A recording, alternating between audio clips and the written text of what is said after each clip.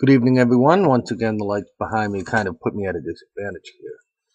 Welcome to week 10. We are about three-quarters of the way through, which is very interesting. We're going to be coming up to week, I believe it's 14, 15, around there. Tonight, I have a few things that I want to bring up to you. The first thing is, as many of you know, I'm hoping all of you know by now, President Obama got back in to the White House.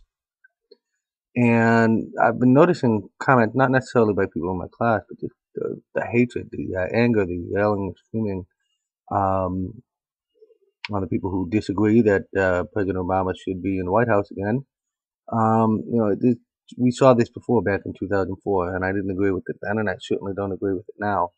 One of the major treasures we have in the United States is the ability to vote. And if more than 50% of people in the United States want Obama to have a second term, then that is the voice of the people. So I just want to remind you, be respectful. And if you see some of these inflammatory comments, don't comment on them. I'm serious. You start a war, next thing you know, you've got all kinds of problems. That being said, moving on. Part 2 is the portal. Portal still dropping grades. I'm not sure why. I've gone over it again and zeroed out any grades that were open. Okay, some of you have still yet to submit to me final drafts and rough drafts of Essay 1. Maybe these are the people that dropped out early in the class. I'm going to have to take a second look at that.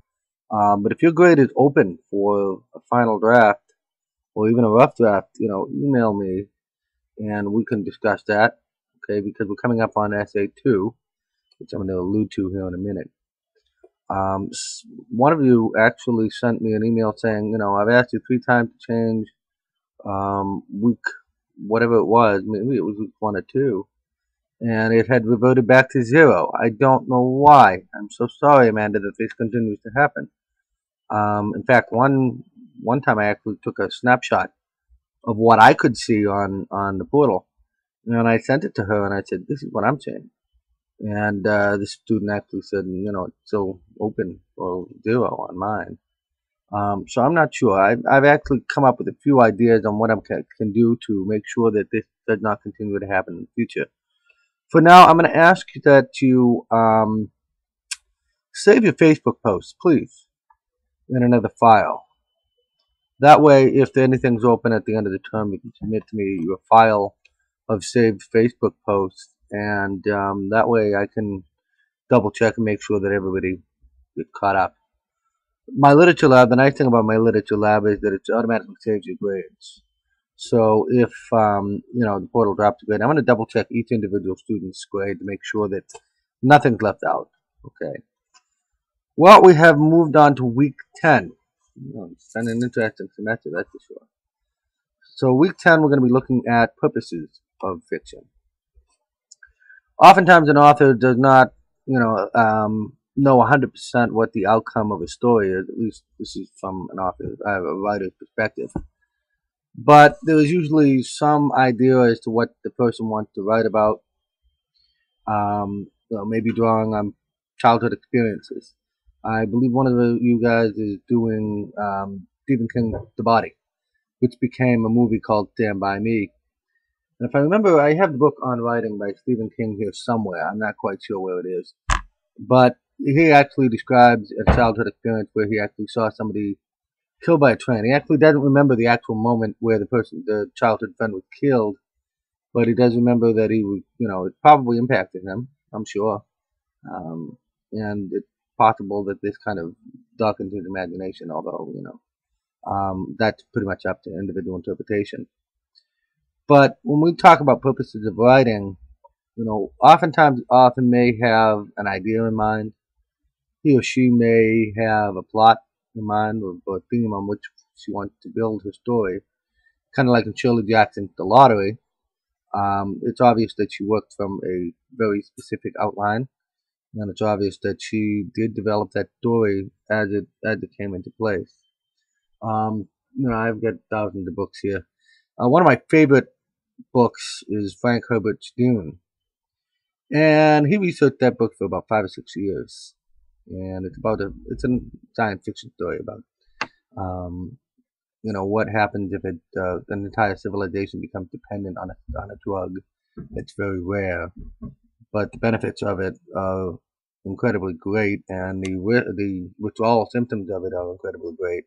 But in order to survive, people have to continue taking this drug. And he did. It takes place on a desert planet. He did research for about 5 or 6 years. I actually read his biography by some floating around here somewhere, and it talks about his purpose, and it talks about his ideology, his theology.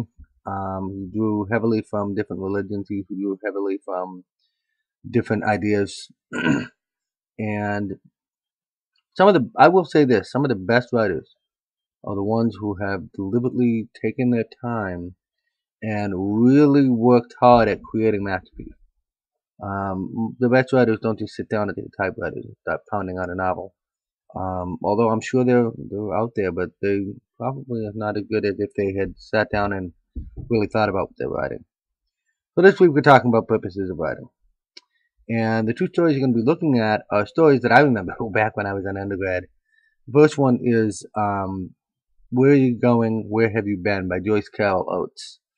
And it's a kind of a coming of age story, kind of an adolescent story. And I posted some questions for you on Skill Building, and I've also asked you to do some Facebook questions.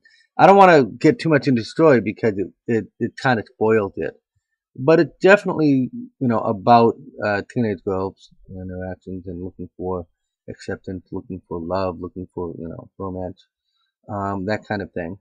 And the second one is A Good Man Is Hard to Find by Flannery O'Connor, which has its humorous elements to it. I remember one of the highlights of the story for me was when the little kids in the back seat, they said, "We've been in an accident, but nobody died." Like, kind of sickening humor there. Morbid desire to see somebody dead, which it's a good story. I think all of you will enjoy both of these stories. They deal with real life situations that we've seen, and they also have a purpose. What is the author trying to communicate to us? Um, Often the best stories are related to ideas or concepts about real life. Um, a young struggling author who was a speechwriter for Lyndon Johnson read about the 1916 shark attacks on the Jersey Shore and said, "Ooh, what if something like this happened and didn't stop?" And he didn't do anything with it. And about a few years later, he was actually trying to get back into the publishing business, and he actually pitched this idea about this great white shark coming in and killing people. And that was Jaws, if you will. His purpose in writing the story was to look at capitalism, look at commercialism, look at the very subtle businesses that lurk beneath the waves, if you will, that govern our day-to-day operations. The book is very different from the movie. So if you've still got pictures of Roy Scheider as Brody and Robert Shaw as Clint, it's a book that's very different from the movie. So when we think about purposes of writing, we have to really try to get into the author's mindset. What were they thinking about? What were they maybe their own upbringings, etc. And Stephen King's The Body, that's clearly obvious. A lot of the books that line my shelf, The Great Gatsby by F. Scott Fitzgerald. That's a story about the idle rich during the 20s. Fitzgerald was part of that sort of. All the stories that I have here, they do have some purpose to them.